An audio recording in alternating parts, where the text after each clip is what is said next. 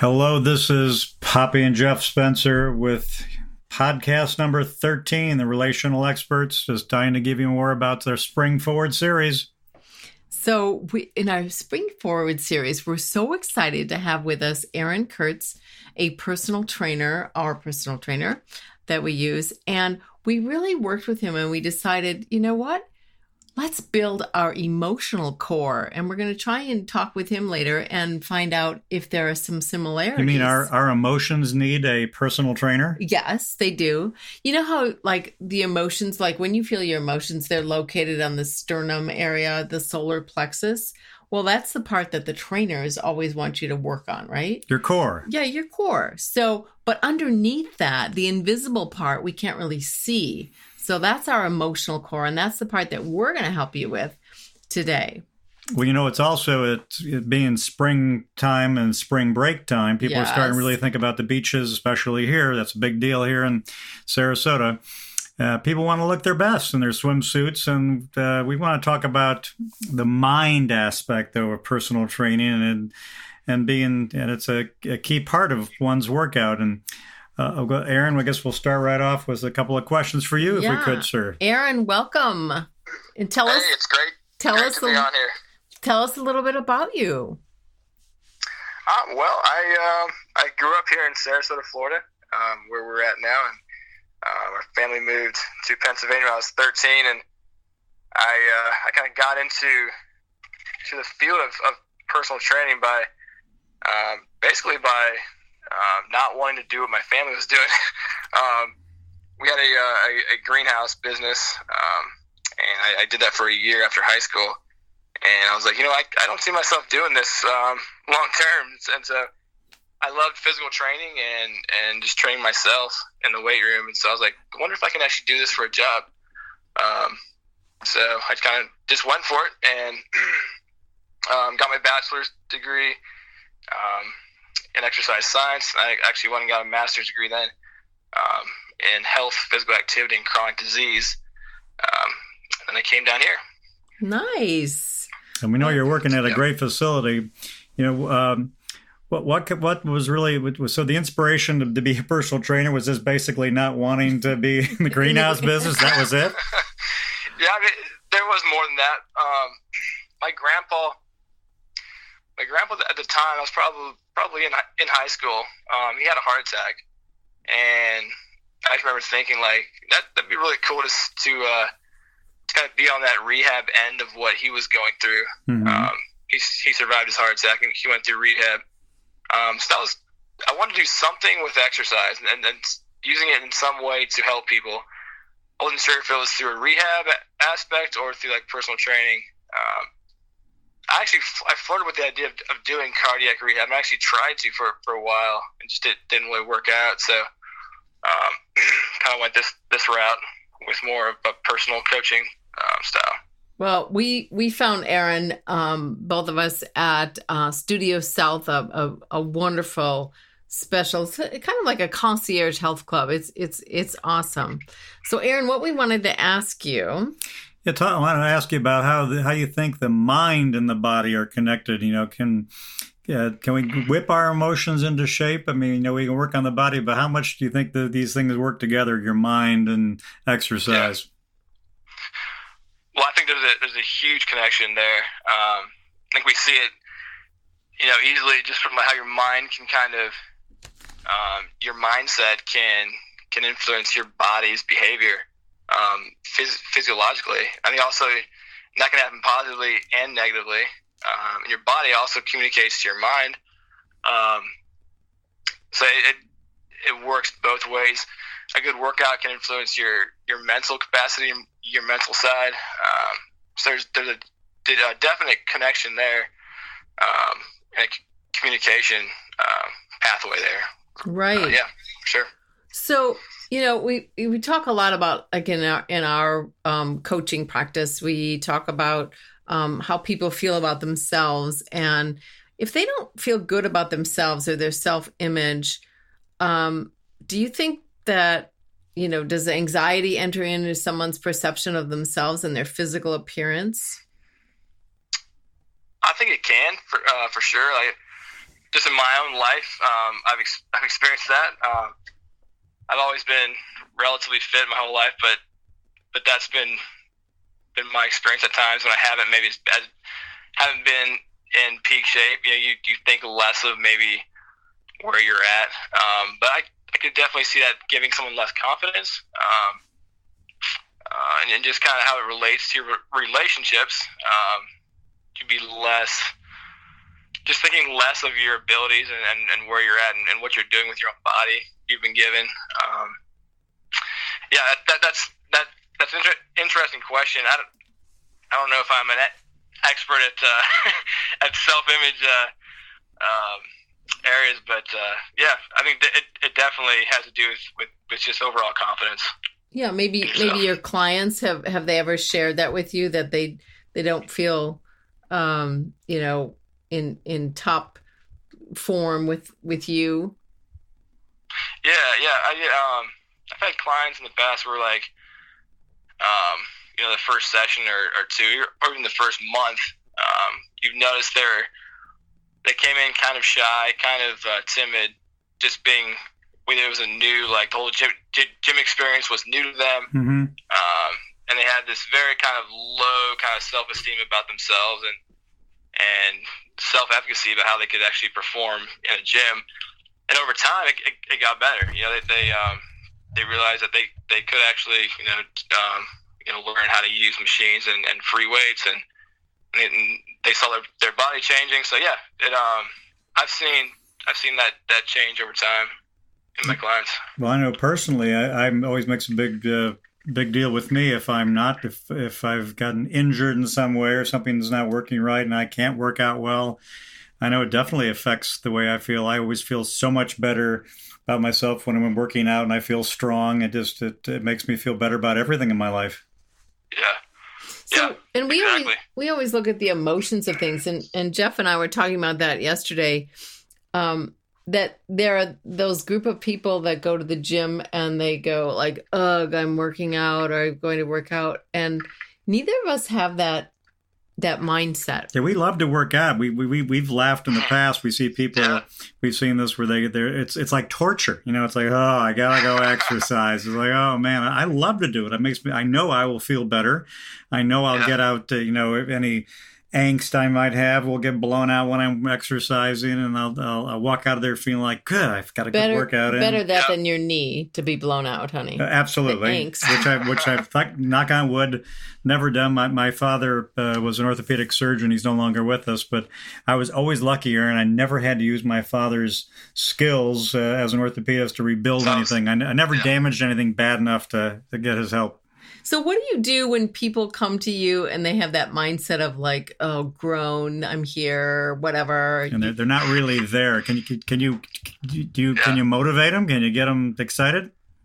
Well, I mean, if it's something that you can kind of tell with someone, if there's something on someone's mind, sometimes I'll just ask them like, hey, what's going on? Just try to get it out there.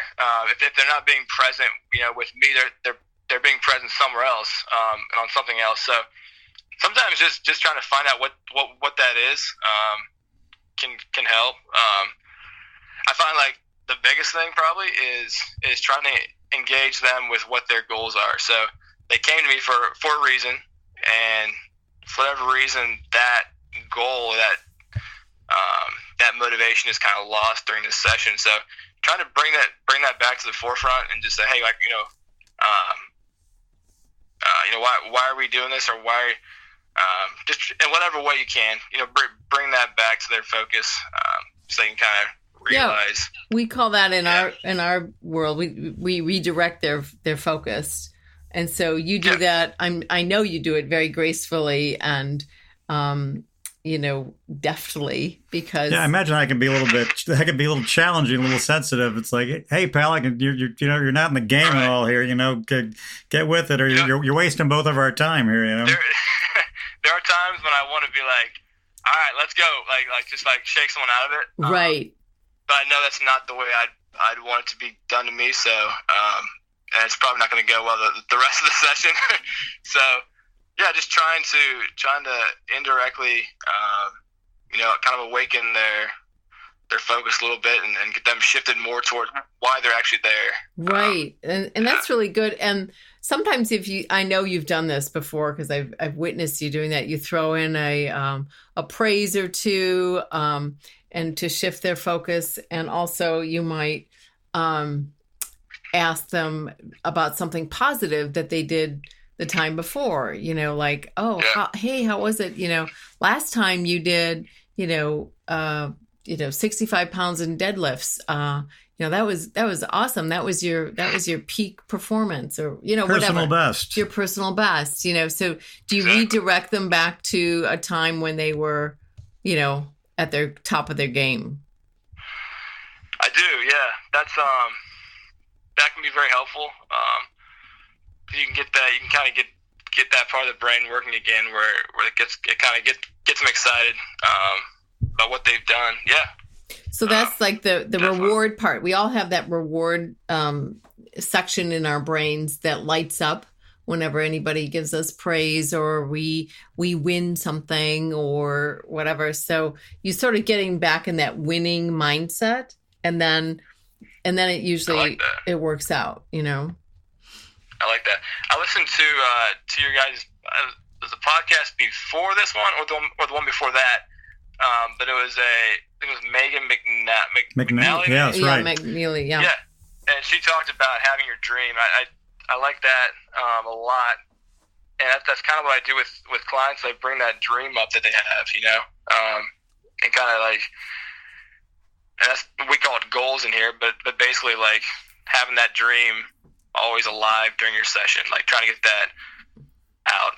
I think that helps a lot. Yeah, you re-imprint it on the brain. That's good. We wanted to ask you one of the things, that we always have to do as coaches when we're talking to our clients. We always try to, whenever we finish a session, we always give like we're just saying, a goal for the week or whatever amount of time we're working with them. But one of our biggest task is to hold them accountable. It's the accountability factor.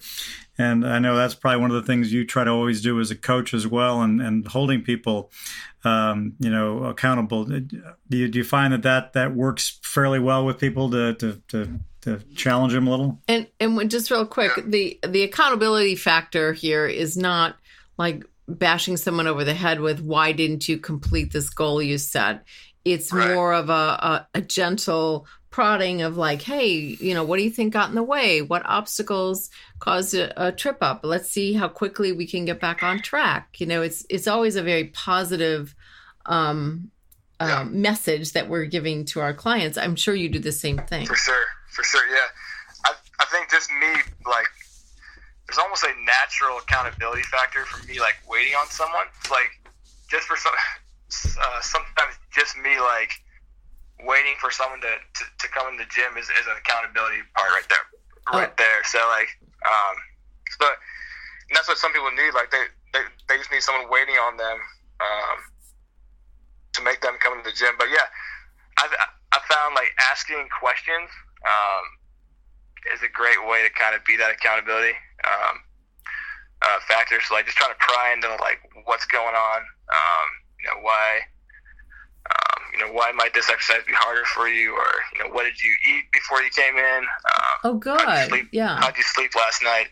Just trying to find some other factors that may explain better, why something is the way it is. I wanted to ask another kind of question. Poppy and I are all about relationships, and one of the things that we notice occasionally, and I'm sure you do as well. Let's say a couple.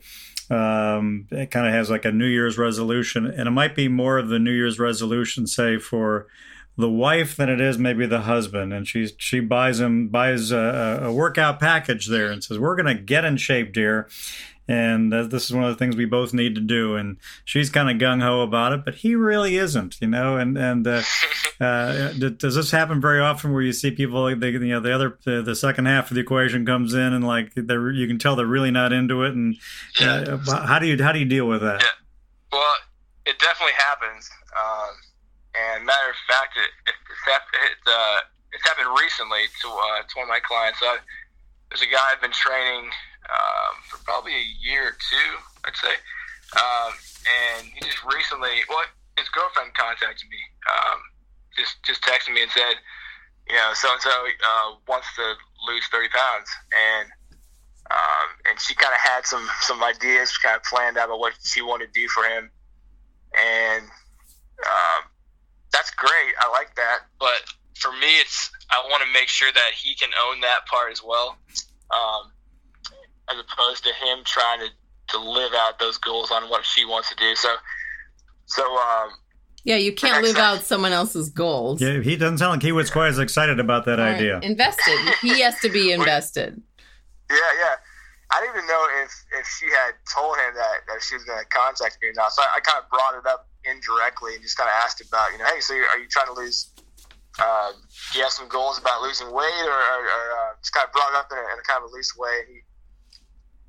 And we got there eventually, but I was like, I think I actually did bring up then about his girlfriend, but I was like, this is a great goal. These are great steps to take, but like, what is it for you? What is it for you? I should say, why do you want to lose this weight?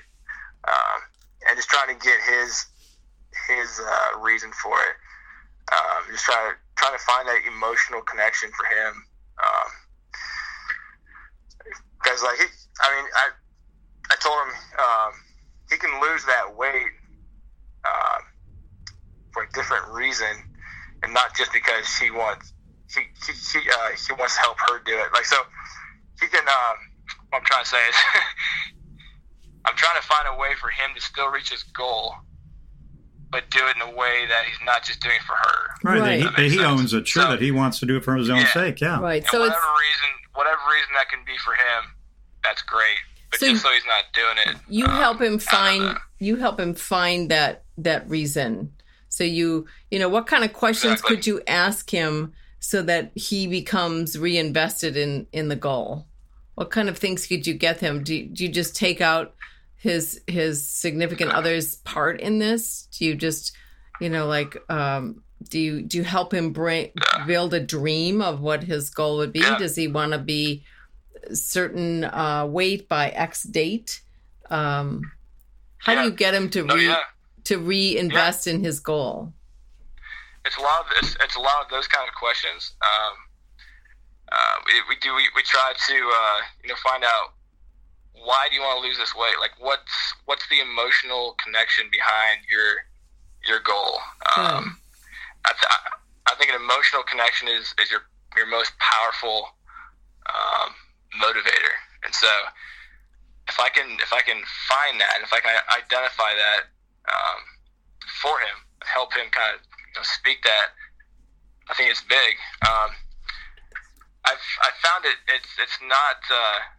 I haven't had a lot good success with trying to motivate someone by telling them what I want them to do. And so, right. And I'm sure you guys know this a lot. We can't do that either, right? Yeah, you can't do that. So, and this is something I'm trying to get better at. But like trying to talk to my clients in a way that they can kind of verbalize what they're feeling and kind of speak it to me. And like part of it feels like I'm I don't know, like manipulating them a little bit, but it's not that really. But just trying to get them to verbalize their feelings so they can really say what they really want to do. And you're just trying to guide them. Mm-hmm. You're guiding them to where they want to go. Yeah. Correct. So it's not manipulation if it's open and authentic. I always exchange that word with inspire, because we could have a long discussion on the two words and if they're the same, if they're synonymous or not. I think they are. Yeah. One has a positive association, one does not. So, you and I have talked about this before. I know you're really good at reading people's faces. We've talked about micro expressions, someone's body language. You can tell when somebody is not all present there. And so when they start off on, the first week in January with their New Year's resolution, oftentimes gym memberships just go, they fade way out after 15 days. Yeah, we've seen that over the years. There's a huge rush in the early part of January, and then late January, they're all gone. Right. So, and, I was a psychology professor, so we used to teach that in the class, that it takes a minimum of 21 days to create a new habit. And for our brains to reprint that habit or pattern on it. So, and that's a minimum. I mean, it usually takes about a month. So how do you sustain a client, that can you spot the signs that they're starting to like drift away? And two, how can you re-inspire them to keep on their program? I mean, maybe you could use that and say, like, maybe you could jumpstart it and say, many people, drop out after the first few weeks. If you just make it 3 weeks, you're there. If you turn the corner on this third week, you're going to be like do you ever have that happen? No, you're exactly right. Yeah, that's those are two great questions. I think part of the solution is definitely making them aware that it takes this amount of time to see change or to develop this behavior. I think most people drop out before they actually see the end result of what they're going for. Sure. I have a client right now, and she's probably a month in of just really being dedicated, and she's just frustrated about why results aren't happening. I just reassure her, hey, you got to stick with it.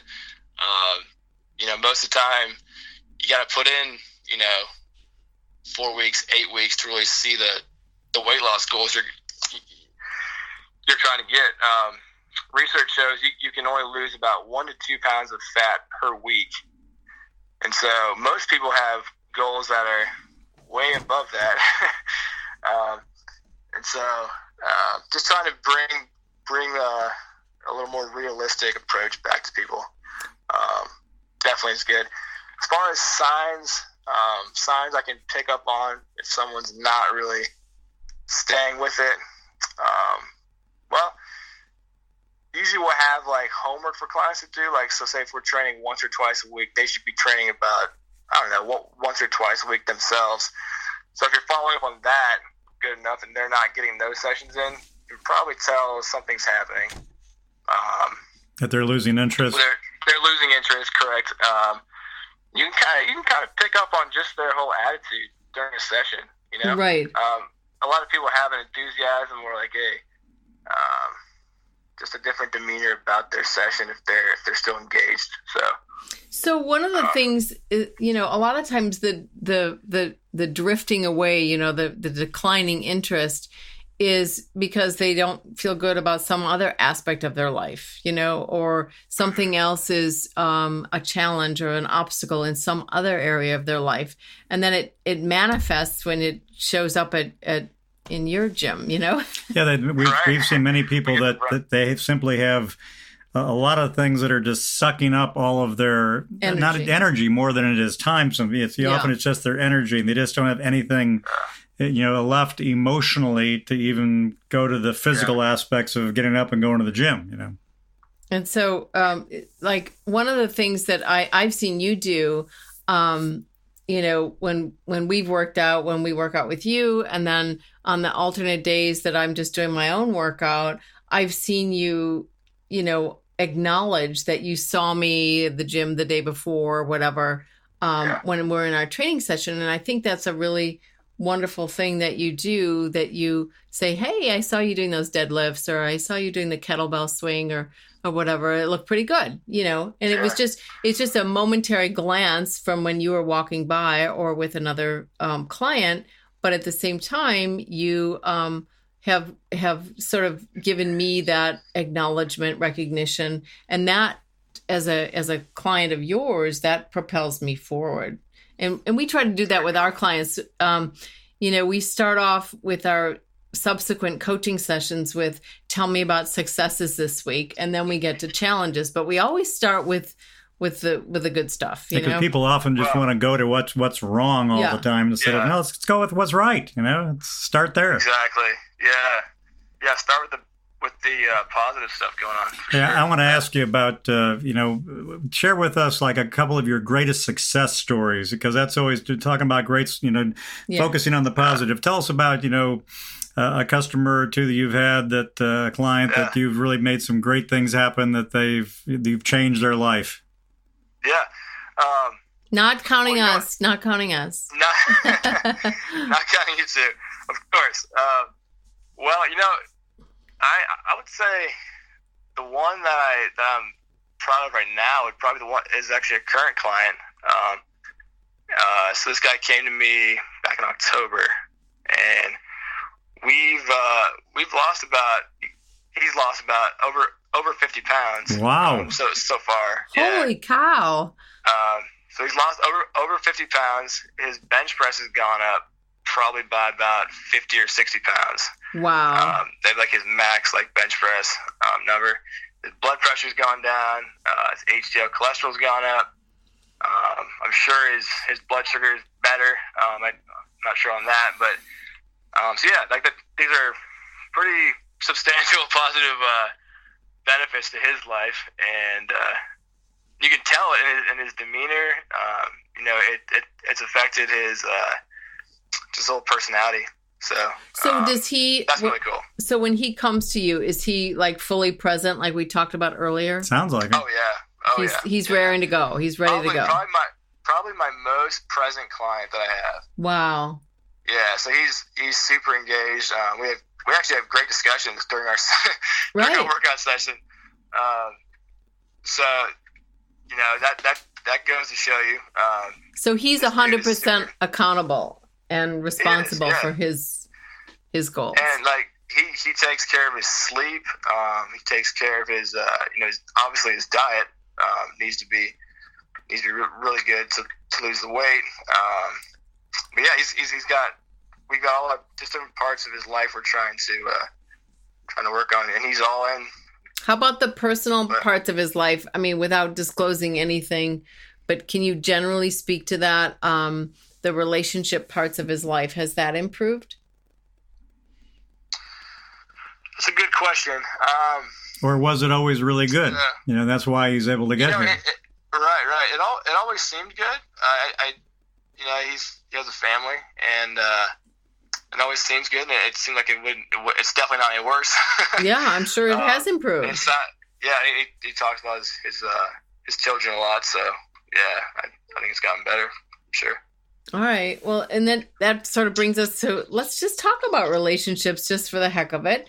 Have you seen any relationships that started at a health club, either the one you're at or former ones, or maybe of friends or colleagues that also are trainers? Have you seen that? Any? Man, that's an interesting question. I've definitely heard of them. Okay. I know they happen. From a trainer perspective, like trainer to member, trainer to client. I don't know they have those for sure. I think we're often coached hey, don't develop relationships with. No, of course.